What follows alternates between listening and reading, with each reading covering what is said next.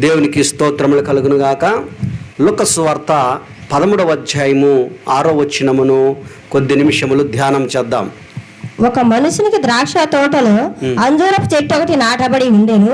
అతడు దాని పండ్లు వెదక వచ్చినప్పుడు ఏమీ దొరకలేదు. చాలండి.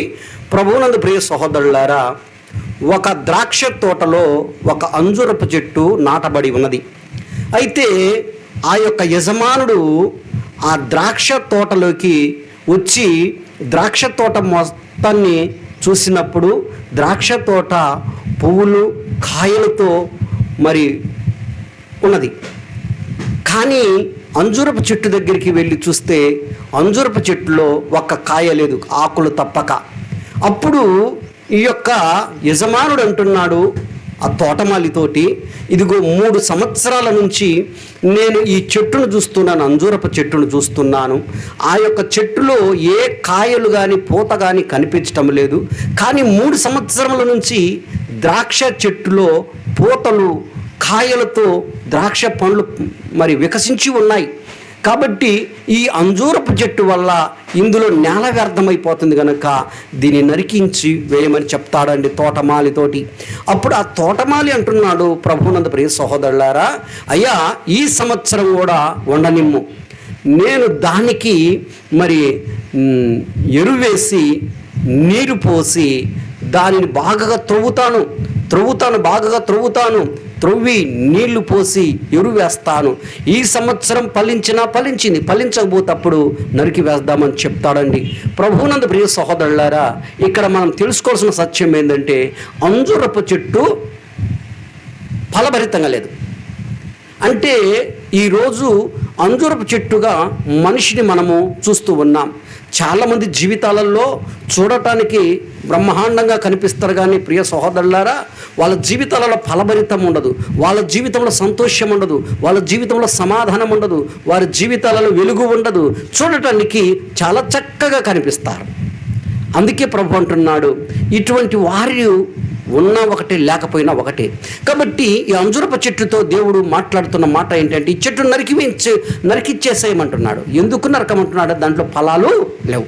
కాబట్టి తోటమాలి అంటున్నాడు, ప్రభువునందు ప్రియ సహోదరులారా, తోటమాలి ఏమంటున్నాడు? ఇదిగో అయ్యా, దాన్ని బాగా నేను త్రవ్వుతాను.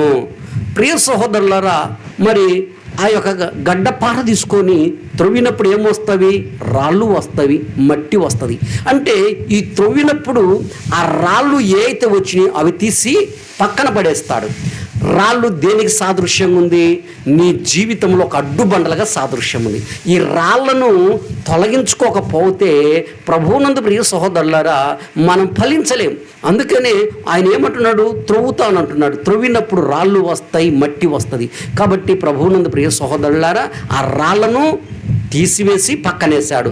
తర్వాత మట్టి చుట్టూ తవ్వి ప్రభువునందు ప్రియ దానికి ఎరువేసి నీరు పోశాడు. దేవునికి స్తోత్రం. కాబట్టి దేవుడు అంటున్నాడు, మీరు ఫలించండి, అభివృద్ధి చెందండి అన్నాడు. కానీ ఇక్కడ అంజూరపు చెట్టు ఫలించలేదు. అంజూరపు చెట్టు మాదిరిగా ఇలా మానవుడి జీవితాలు కనిపిస్తున్నాయి. చాలా చూడటానికి అందంగా కనపడుతున్నాము, చాలా మరి గొప్పగా కనపడుతున్నాము, కానీ ఫలాలు లేవు. ఏ ఫలాలు లేవు? ఆత్మ ఫలాలు లేవు. ప్రభువునందు ప్రియ సహోదరులారా, అందుకే ప్రభు సెలవిస్తున్నాడు, నీలో ఫలింపబడే విధానం ఉండాలి. అందుకంటాడు, ఈ యొక్క చెట్టు వ్యర్థం, దీనివల్ల నేల వ్యర్థమైపోతుంది కనుక కొట్టి వేసేయమంటున్నాడు. కనుక ప్రభువునందు ప్రియ సహోదరులారా, మరి ఫలించాలని ప్రభు కోరుకుంటున్నాడు. నీలో ఫలభరితం లేకపోతే ప్రభు ఇష్టపడడు. అందుకనే అంజూరపు చెట్టుతో మనిషిగా పోల్చాడు. అయితే ఆ తోటమాలి బ్రతిమిలాడుకొని ఆ సంవత్సరము కూడా ఉండనిచ్చినాడు. ఈరోజు ఆ తోటమాలి ఎవరంటే ప్రభు అయిన యేసుక్రీస్తు తాను తోటమాలిగా పోల్చుకొని ఆ మాట చెప్పాడు. కాబట్టి మన కొరకు ప్రభువైన యేసుక్రీస్తు కల్వరిగిరి కొండలో రక్తం ధారపోసాడు. ఎందుకో తెలుసా? నువ్వు నేను ఫలించాలని. నీ కొరకు నా కొరకు ప్రాణం పెట్టాడు. ఎందుకో తెలుసా? నీవు నేను ఫలించాలని. అయితే మనల్లో మరి ఏదైతే మరి కాపు కాయకుండా అడ్డగిస్తుందో, ఏదైతే రాళ్ళు ఉన్నాయో, ఏదైతే రాళ్ళు మన జీవితంలో ఏరును భూమిలోకి దిగకుండా చేస్తుందో ఆ రాళ్ళను తొలగించుకుంటే ఏరు లోపలికి వెళ్తుంది. లోపలికి వెళితే ప్రభువునందు ప్రియ సహోదరులారా, వేసిన ఎరువు నీరు ఆ ఏరు ద్వారా చెట్టు బ్రతుకుతుంది. ఎప్పుడైతే చెట్టు బ్రతుకుతుందో మంచి కాయలు మరి ఫలాలు ఇస్తుంది. అందుకనే మరి ప్రభువునందు ప్రియ సహోదరులారా, ఫలింపని ప్రతి చెట్టును తీసి నరికివేయమంటున్నాడు. కాబట్టి అంజూరపు చెట్టుకు దేవుడు చూసినప్పుడు కోపం వచ్చింది. ఫలింపు లేదు, కాయలు లేవు, పూతలు లేవు. ఇవాళ నీ జీవితం అలాగుందేమో ఒకసారి ఆలోచన చేసుకో. చూడటానికి మంచిగా కనపడుతున్నావేమో, కాయలు లేవు, పూతలు లేదు, పిందె లేదు, నీ జీవితంలో అభివృద్ధి లేదేమో. ఒక్కసారి ఆలోచన చేసుకోవాలి ప్రభువునందు ప్రియ సహోదరులారా.